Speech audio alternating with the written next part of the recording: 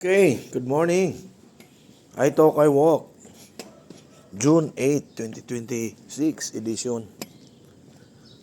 I'll take a walk.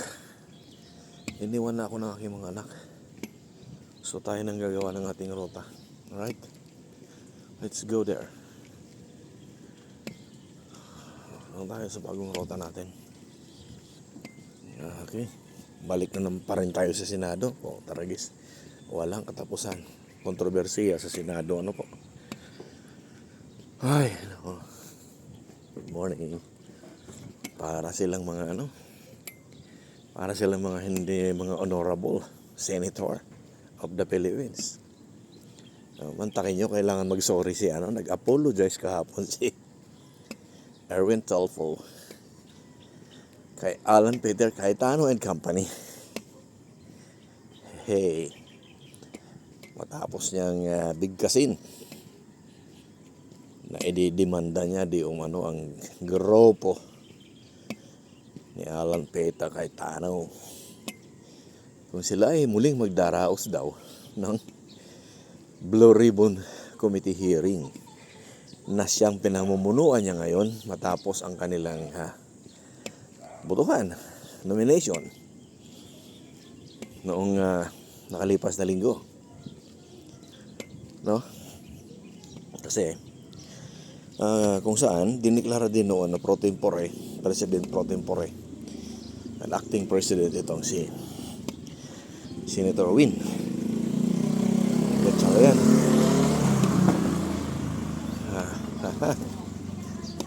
Okay. So, yun. Kasi, naroon mo ba namang sabihin ni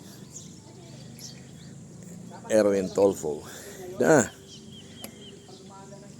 maliban sa ididemanda niya etong si Alan Peter Cayetano, kakalad ka rin din daw niya mapalabas ng Senado. Strong words nga naman, di ba? So yun, kinailangan niya mag-apologize kahapon, linggo-linggo.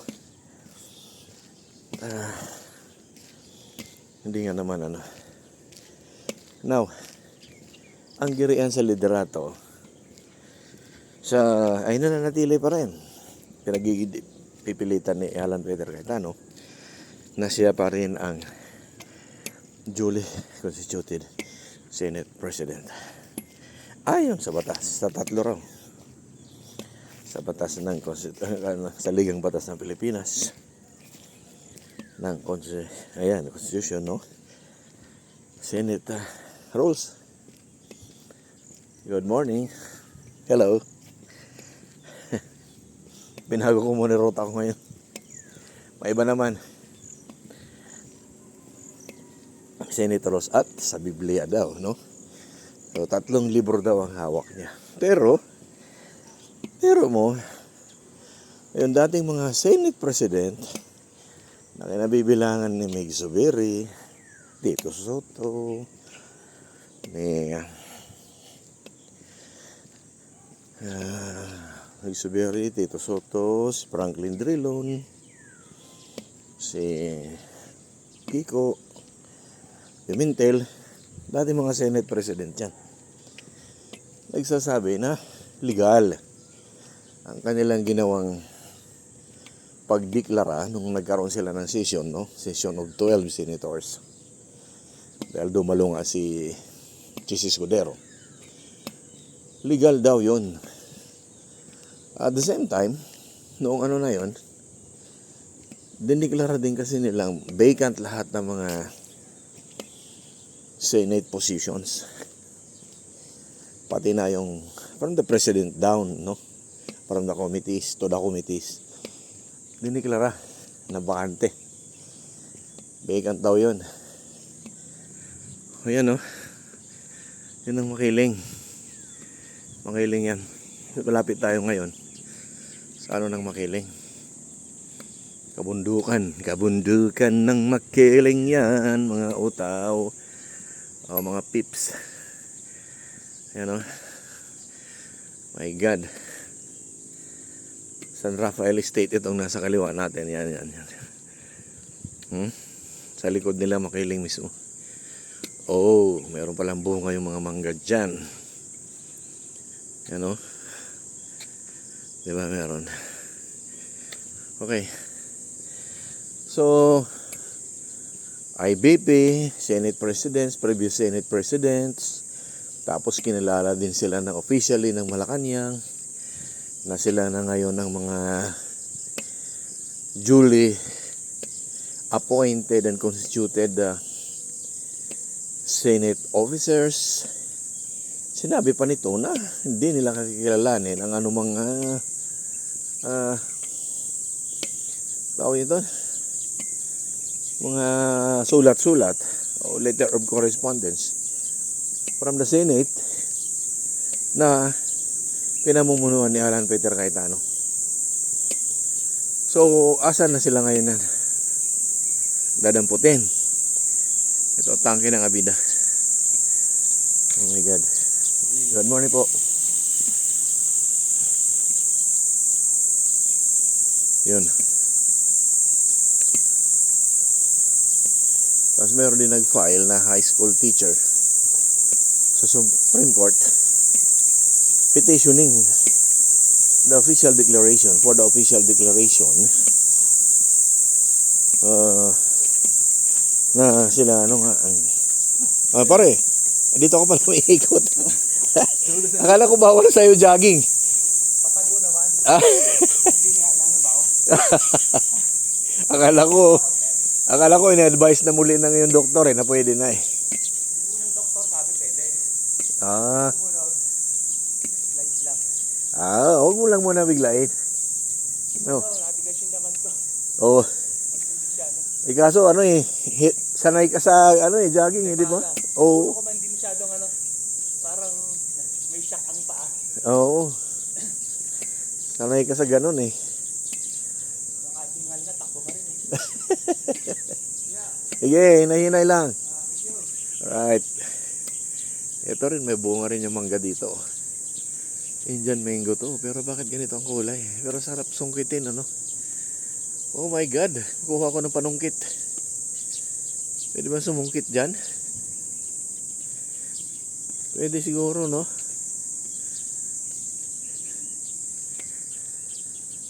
Nasa labas naman na eh.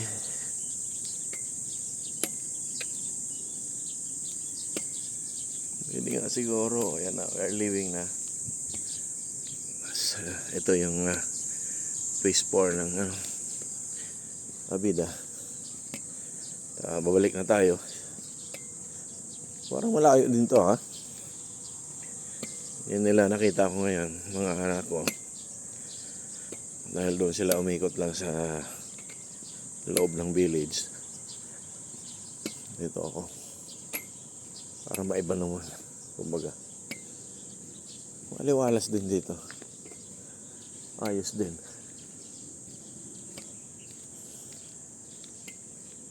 Ayun na si Kevin. Jogging talaga.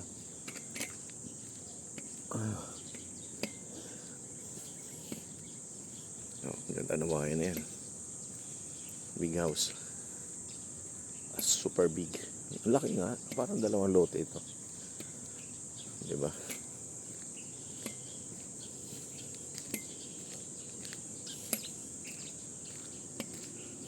Dalawa.